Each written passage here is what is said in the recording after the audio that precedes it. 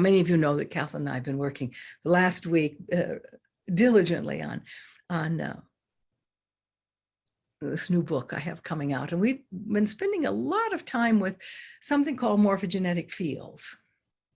And what that morphogenetic means, form causing.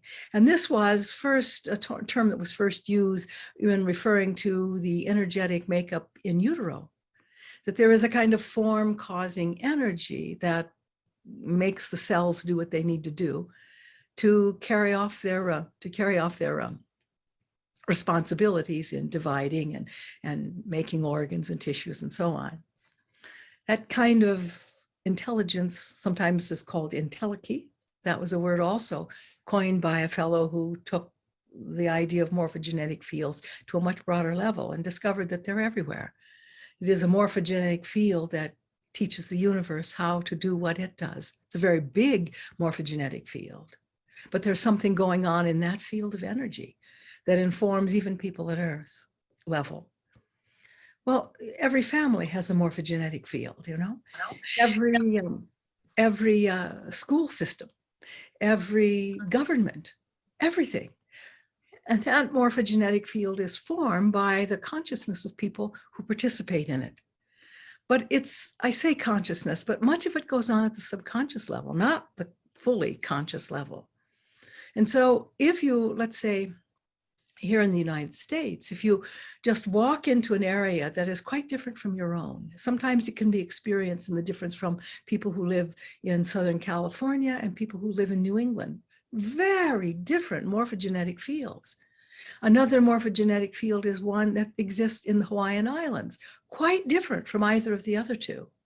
There's a morphogenetic field that exists in the Midwestern place, which is predominantly farming. And basically, when you come into these areas, you can feel an energetic difference.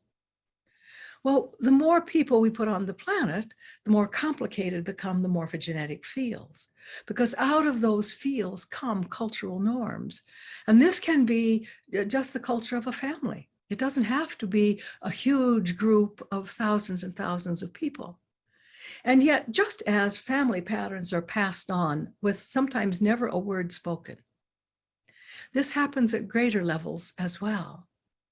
And so now we are reopening. I'm not saying we, meaning those of us on this call, but I include myself in humanity as much as I can because I think it's helpful. I too spent a number of lives in physical incarnation. And the whole idea of that is to learn how to do certain things that cannot be learned at any other level. And so some of those things are actually difficult, as we're finding. So as we really look at this complicated field that is arising, what we can see is that any kind of war really draws in some of the heavier elements of the Piscean age. There were more wars during this age than any other age. And part of it, I believe, had to do with the sheer number of people populating the planet.